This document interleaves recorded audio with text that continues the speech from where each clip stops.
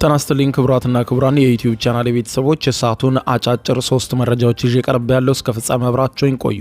ክቡራን አድማጮች የመጀመሪያው መረጃ የአዲስ አበባ ፖሊስ የጥንቃቄ መልእክት ሰጥቷል። የአዲስ አበባ ፖሊስ በተለይም ከሰሞኑ ልጆች ጠፉብን የሚሉ መረጃዎች በስፋት መሰራጨታቸውን ተከትሎ ነው የአዲስ አበባ ፖሊስ የጥንቃቄ መልእክት ያስተላለፈው። መደመጥ ያለበት መረጃ ነው። አድምጣችሁ ሼር በማድረግ ለሌሎች እንድታጋሩ ጋብዛለሁ። በሌላ በኩል ደግሞ እንዲሁም በአልሸባብ የሽብር ቡድን በእስራኤል ላይ ሙሉ ጦርነት ማወጁን ይፋ አድርጓል። የሶማሊያ ህዝቦችም ታጥቀው በእስራኤል ላይ እንዲነሱ ከመግለጽም ባሻገር መሳሪያ የሌላቸውና መታጠቅ ለሚፈልጉም ቡድኑ ሙሉ ድጋፍ እንደሚያደርግ ጭምር ነው የገለጸው። በዝርዝር የምታደምጡት መረጃ ይኖራል። በሌላ በኩል ክቡራን አድማጮች ሀገረ ኢራን በከፍተኛ ተቃውሞ እየተናጠች ነው። የኢራን ህዝቦች አደባባይ በመውጣት በከፍተኛ ሁኔታ የአያቶላው መንግስትን እየተቃወሙ ይገኛሉ። ይህንን በተመለከተ በዝርዝር የማስደምጣችሁ ይሆናል። የኢራንን አሁናዊ ሁኔታ እስከ ፍጻሜ ቆዩ። ዝርዝር መረጃውን አድምጡ ግብዣዬ ነው። ወደ መረጃዎቹ አለፍኩ። አብረን እንከታተለው። በቀድሚያም አልሸባብ በእስራኤል ላይ ጦርነት ማወጁን ይፋ አደረገ። እስራኤል ለሶማሌላንድ የሰጠችውን የነጻ ሀገርነት እውቅና በመቃወም በሶማሊያ ውስጥ የሚንቀሳቀሰው ታጣቂው ቡድን አልሸባብ ሶማሊያውያን በእስራኤል ላይ ጠመንጃ እንዲያነሱ ከዛሬ ጀምሮ ጥሪ ያቀረበ ሲሆን ሙሉ ጦርነት ማወጁን ነው የገለጸው። የቡድኑ ቃል አቀባይ ባስተላለፈው በቪዲዮ መልእክት እንደገለጸው ሶማሊያውያን ሀገራቸውን ከእስራኤል ለመከላከል ታጥቀው እንዲነሱ ከዛሬ ጀምሮ ጥሪ ያስተላልፋለሁ ብሏል። የአልሸባብ ቃል አቀባይ የሆነው ሼክ አሊ መሐመድ ራጌ ወይም ደግሞ አሊ ዳሂሪ ባቀረበው የጦርነት ጥሪ ሶማሌላንድ መሪዎችን ከሃዲ በማለት የጠራቸው ሲሆን በሶማሊያ ሕዝብ ላይ ቅኝ ግዛትን ጋብዘዋል ሲል ነው የገለጸው። ማንኛውም የሰለጠነና መሳሪያ ያለው የሶማሊያ ወጣት በሙሉ ከዛሬ ጀምሮ ካሉበት ቦታ ሆነው በእስራኤል ላይ ጦርነት መጀመር አለባቸው በማለት እስራኤልን ኢላማ ያደረገ ጥቃት እንዲሰነዝሩ ገልጸዋል። መሳሪያም ሆነ ስልጠና ለሌላቸው ደግሞ ቡድኑ የሚያስፈልጋቸውን ሁሉ ለማቅረብ ዝግጁ መሆኑን በመጥቀስ እንዲቀላቀሉት ነው ጥሪውን ያስተላለፈው። ኢትዮጵያን ጨምሮ በተለያዩ ሀገራት የሽብርተኝነት መዝገብ ውስጥ የሰፈረው አልሸባብ ዋና ከተማዋ ሞቃዲሾን ጨምሮ በተለያዩ የሶማሊያና የምስራቅ አፍሪካ ሀገራት ውስጥ የሽብር ጥቃት በመፈጸም ይታወቃል። የሶማሊያ መንግስትን ለመጣል የሚዋጋው ቡድኑ ከሀገሩ መንግስት ባሻገር አሜሪካን ጨምሮ በአጎራባች ሀገራት የሽብር ቡድን ተብሎ እየታደነ የሚገኝ ነው። እስራኤል የሰጠችውን የሀገርነት እውቅና የተቃወመው አልሸባብ ቃል አቀባይ የሶማሌላንድ ህዝብ እስራኤል የሰጠችውን እውቅና እንዲቃወም ጭምር ገልጿል። ነገር ግን ከ30 ዓመታት በላይ ከሶማሊያ መንግስት ራሷን ነጥላ ነጻ ሀገርነቷን ላወጀችው ሶማሌላንድ እስራኤል ባለፈው ሳምንት የሉዓላዊ የሀገርነት እውቅና መስጠቷን ተከትሎ ለሀርጌሳ በርካታ ህዝብ አደባባይ በመውጣት ደስታውን ሲገልጽ ቆይቷል። በሌላ በኩል ደግሞ ሶማሊያ ማዕከላዊ መንግስት እውቅናውን አጥብቆ በመቃወም ጉዳዩን ወደ ተባበሩት መንግስታት ድርጅት የጸጥታው ምክር ቤት መውሰዱ ታውቋል። ይህ በዚህ እንዳለ ሶማሌላንድ ከእስራኤል የሀገርነት እውቅና ያገኘችው ፊሊስጤማውያንን በግዛቷ ለማስፈር ተስማምታ ነው በሚል በስፋት የሚነገረው መረጃ ተከትሎ ሶማሌላንድ ጉዳዩን አስተባብላለች። ሶማሌላንድ ከእስራኤል የሀገርነት እውቅናን ያገኘችው በምላሹም ፊሊስጤማውያንን በግዛቷ ውስጥ ለማስፈርና ለእስራኤልም ወታደራዊ የጦር ሰፈር ለመስጠት ተስማምታ ነው በማለት የሶማሊያው ፕሬዝደንት በትናንትናው ዕለት መረጃ አግኝቻለሁ ሲሉ መናገራቸው ይታወቃል። ይህንን ተከትሎ ሶማሌላንድ ጉዳዩን ውድቅ አድርገዋለች።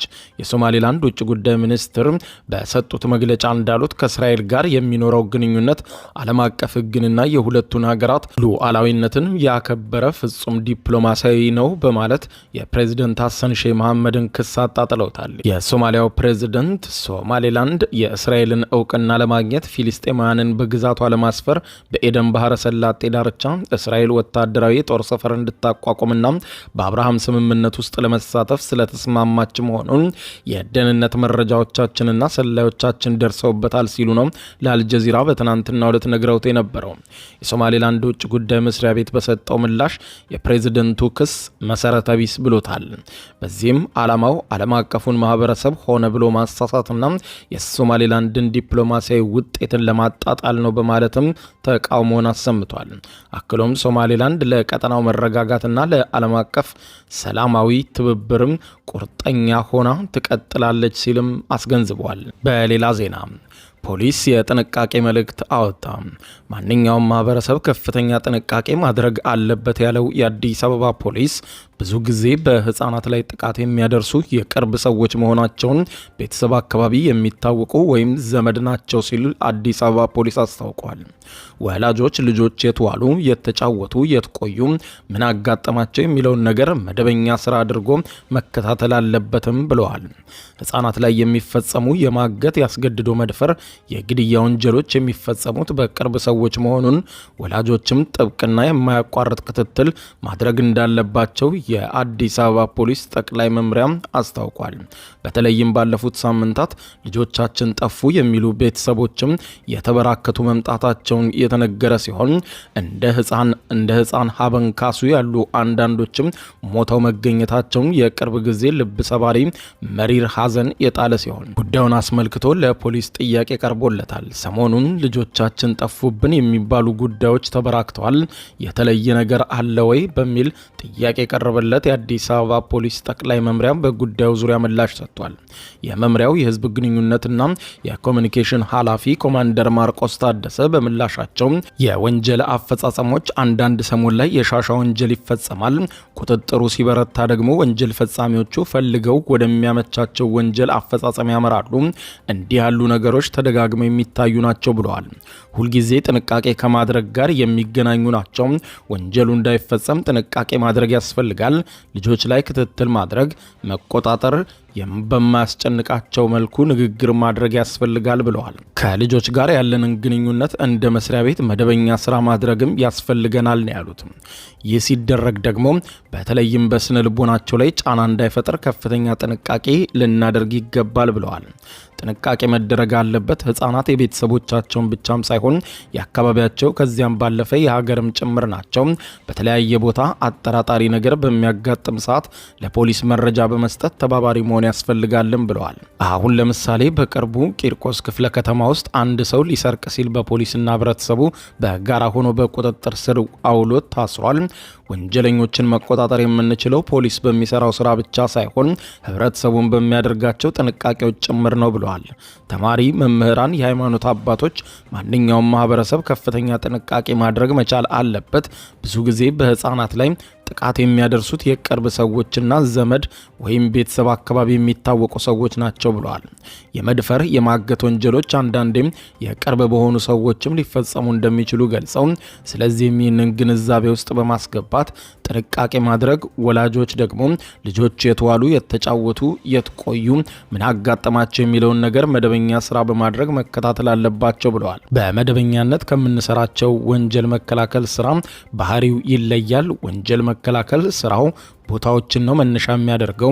ወንጀል ይፈጸምባቸዋል ተብለው በተለዩ ቦታዎች አስፈላጊውን ቁጥጥር እናደርጋለን። ቤት አካባቢ የሚሰሩ ወንጀሎችን ለመቆጣጠር ግን በጣም አስቸጋሪ ነው ብለዋል። ጥንቃቄ የሚያስፈልገው ጉዳይ ስለሆነ እናትና አባት፣ የአካባቢው ማህበረሰብ ጥንቃቄ ማድረግ አለባቸው። መምህራን ከመማር ማስተማሩ ሂደት ባሻገር ከህፃናት ጋር ጥብቅ የሆነ ትስስር ሊፈጥሩ ይገባል። ልክ እንደ ጓደኛ ሆነው በማያስጨንቃቸው መልኩ ስላጋጠማቸው ነገር መጠየቅ፣ መረጃ እንዲሰጧቸው ማድረግ አለባቸው በማለትም መክረዋል። ከዚህ በፊት አስተማሪዎችም ፖሊስ በወሰደው መረጃ ወንጀል የተፈጸመባቸውን ህፃናት መረጃ ተቀብሎ ተጠርጣሪዎችን በቁጥጥር ስር የመዋሉን ስራ እናስታውሳለን ያሉት ኮማንደር ማርቆስ ታደሰ ይህ የጎበዝ መምህራን ስራ መሆኑን በተመሳሳይ ስራ መከናወን አለበት ሲሉም አስገንዝበዋል። በመጨረሻም በኢራን ለአራተኛ ቀን የተካሄደ ባለው ተቃውሞ ሰልፍ ላይ የደህንነት አባል መገደሉ ተሰማ። ኢራን በተቃውሞ እየተናጠች ነው። የኢራን የደህንነት ኃይሎች አባል የሆነ አንድ ግለሰብ በሀገሪቱ የገንዘብ የመግዛት አቅም መውደቁን ተከትሎ ለአራተኛ ቀን በቀጠለው ህዝባዊ አመፅ ላይ መገደሉን ነው የሀገሪቱ ባለስልጣን የተናገሩት። ከኢራን የፍትህ አካላት ጋር ግንኙነት እንዳለው የተገለጸው ሚዛን የዜና ወኪል የክልሉን ዋነኛ ዳኛ ሰኢድ ሻሃቫሪን በመጥቀስ እንደዘገበው ከሆነ አሚር ሜሳም ኮዳያሪ የተባለ የደህንነት አባል በሰልፈኞቹ መገደሉ ነው የተሰማው። በርካታ የጸጥታ ኃይሎች አባላትም ጉዳት እንደደረሰባቸው የመንግስት መገናኛ ብዙሃን ዘግበዋል። በኢራን የገንዘብ የመግዛት አቅም መውደቅን ተከትሎ በተቀሰቀሰውና አራተኛ ቀኑን በያዘው ግዙፍ የተቃውሞ ሰልፍ የወጡ የደቡባዊ ፋርስ ግዛት ነዋሪዎች የአካባቢውን አስተዳደር ህንጻም ሰብረው ለመግባት ሞክረዋል። በፋሳ ከተማም በነበረው ግጭት ደግሞ 3 የፖሊስ መኮንኖች መቁሰላቸውንና 4 ሰዎች በቁጥጥር ስር መዋላቸውን ባለስልጣናት አስታውቀዋል። በምዕራባዊ የሐሜዳንና የሎሬስታን ግዛቶች ተመሳሳይ ግጭት እንደበረከተም ተመልክቷል። በዋና ከተማዋ ቴህራን የሚገኙ ባለስልጣናት እየተባባሰ የመጣውን የህዝቡን ተቃውሞ ለማረጋጋት በሚመስል መልኩ ረቡዕ ዕለት ባንኮች ዝግ ሆነው በሚውሉበት የበዓል ቀን እንደሆነም አውጀው ነበር። በማህበራዊ ሚዲያ ገጾች ላይ የተሰራጨና ትክክለኛነቱ በቢቢሲ ተረጋግጧል የተባለ አንድ ቪዲዮ ላይ የፋሳ ከተማ የተሰባሰቡ ሰዎች የአካባቢውን ዋና አስተዳዳሪ ቢሮ በር ሰብረውና ገንጥለው ሲገቡ ይታያል። በሌላ ተንቀሳቃሽ ምስል ላይ ደግሞ የጸጥታ ኃይሎች ሰብረው እየገቡ ያሉ ሰዎች ላይ ተኩስ ሲከፍቱ በግልጽ አሳይቷል። የኢራን መንግስት በድንገት ባወጀው የህዝብ በዓል ምክንያት በመላ ሀገሪቱ የሚገኙ ትምህርት ቤቶች፣ ዩኒቨርሲቲዎችና የመንግስት ተቋማት ተዘግተው እንደዋሉ ተመልክቷል። የሀገሪቱ መንግስት የእረፍት ቀኑ ለመታወጁ ምክንያት ያቀረበው በቀዝቃዛ የአየር ሁኔታ የተነሳ ኃይል ለመቆጠብ የሚል ቢሆንም በርካታ ኢራናውያን ግን ተቃውሞውን ለመግታት የተደረገ ሙከራ ነው ሲሉ ተቃውመዋል።